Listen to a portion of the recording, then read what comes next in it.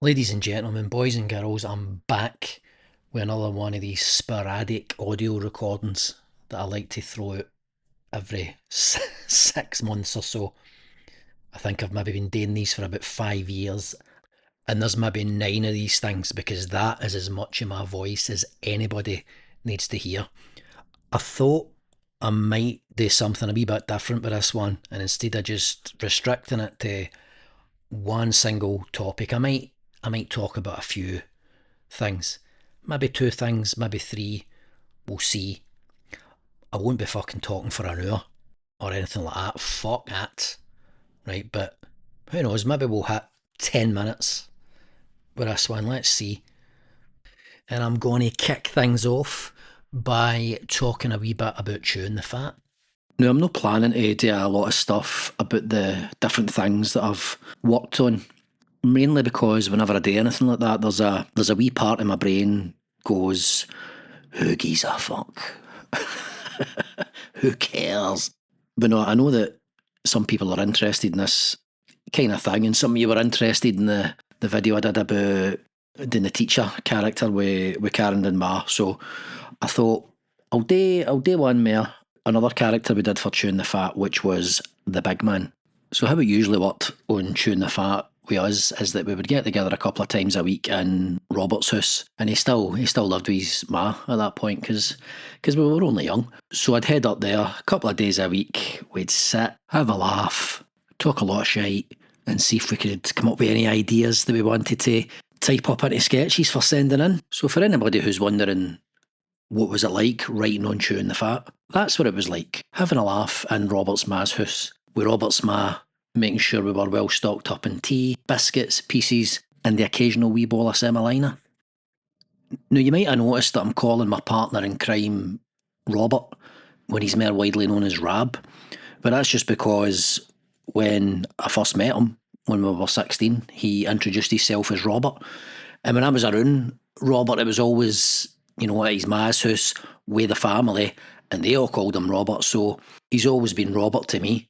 It's not one of these situations where you've got a mate, you know what I mean? You've got a mate called Rab or Tam, and they get a new girlfriend who's got delusions of poshness, who decides that Tam, even though he introduced himself to her as Tam and only ever called himself Tam, and everybody she's heard talk to Tam has called him Tam, she's decided that just doesn't quite fit with the vibe that she's going for, and that Tam will now be Thomas.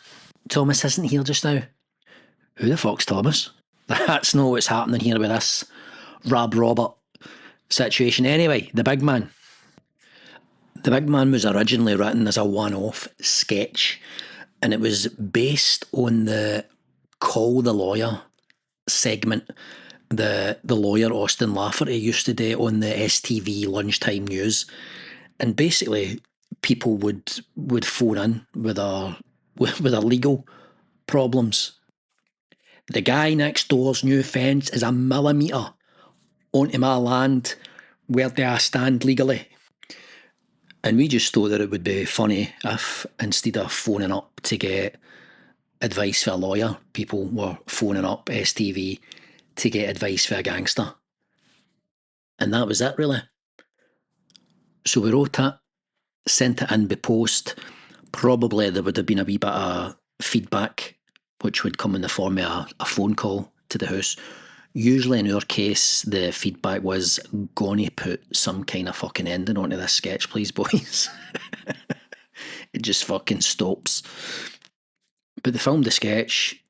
They liked it after they'd done it. People liked it after it had been on. And I think it was Ford that said, I think this could be a character, but no just in the Call the Big Man setting. Are there any other places you think you could put this guy? And that's how he became a returning character.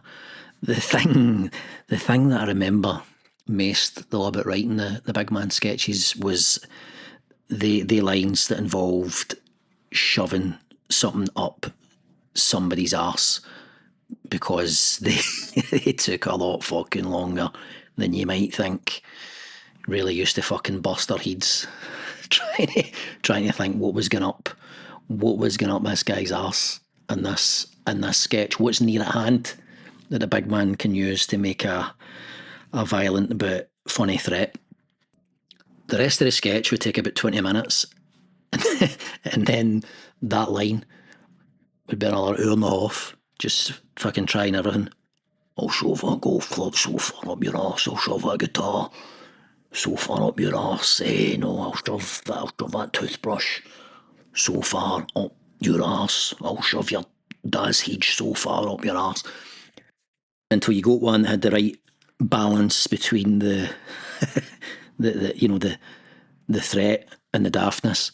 Because occasionally we did think of one and it would just be, it's funny, but it's just too fucking violent to say in the BBC, and you need to go back again. Oh, fucking hell, right, here we go.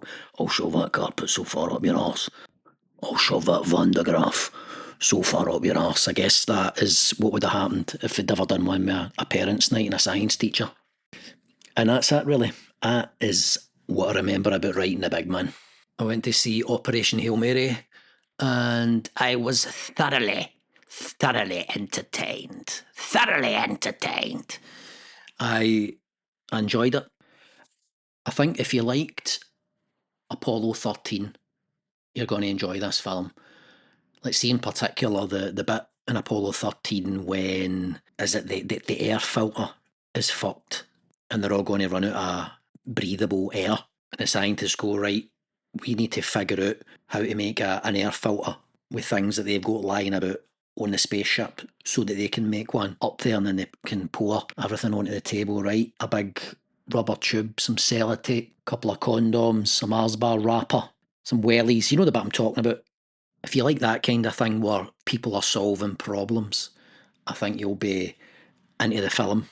I found myself a few times really thinking, right, what would I do here? How would I get out of this predicament? And that's always a sign to me that I'm really into a film, right? I suppose it's a weird thing because sometimes I actually stop concentrating on the film and start thinking about how I would go about things if I was the character, how I would get myself out of the situation. Anyway, it was good. Let's see if you know somebody in your life that likes to pull old radios apart to see if they can figure out how to put them back together again. Take them to see it. It's about a school teacher who gets sent to space on a mission to save the world. And thinking back to my school years, I don't know how many of my old teachers I would have been confident in had they been the one called up to save humankind for extinction. There was a science teacher at our school who, on more than one occasion, set the sleeves of his blazer alight with a Bunsen burner. Brainy man, clumsy as fuck. You're on fire again, sir. You're on fire again. Although thinking about it, maybe a zero gravity environment is a place where a clumsy person could thrive. Knock the coffee out, you've got 10 minutes before it actually hits anything. There's a couple of techie teachers I can think of that I wouldn't have trusted to save us from extinction. Ryan Gosling tans a bottle of vodka, doesn't he, in the film? Well, if these guys were up there with Rocky, wouldn't have been able to move for floating vodka bottles. There would have been more bottles of booze on the ship than there are stars in the universe. I'm telling you, we'll get these wee amoebas pissed, they'll fall off the sun, and then we'll fucking batter them to death with a hammer. Put more booze on the ship for me, for the mission. I've been teaching in the East End of Glasgow for 20 years. You think I can't cope with a sun-eating microbe? Talking about childhood, and I was speaking to somebody about this the other day. My claim to fame, right? My claim to fame is that I have been chased by giant haystacks. Now, I know some of you are maybe thinking, well, chased by giant haystacks, the man didn't exactly move like a greyhound, but I was only 3, so there was a big fucking element of danger in the situation. We went to Blackpool, I think, and the family went to a wrestling show, and giant haystacks came out. Everybody was, booing him like the villain that he was, and and apparently I've sort of left my seat to sort of kind of run after him and shout at his back, and I didn't hold back because apparently I shouted, "You're a big fat man," at him, and he he turned around. He turned around and sort of made a few wee steps towards me, and I don't remember this, but apparently I absolutely shot myself and ran back to my seat terrified. And I don't remember this, but I think of all the things that I've forgotten, that's one that I definitely wish I could remember: getting chased by giant haystacks.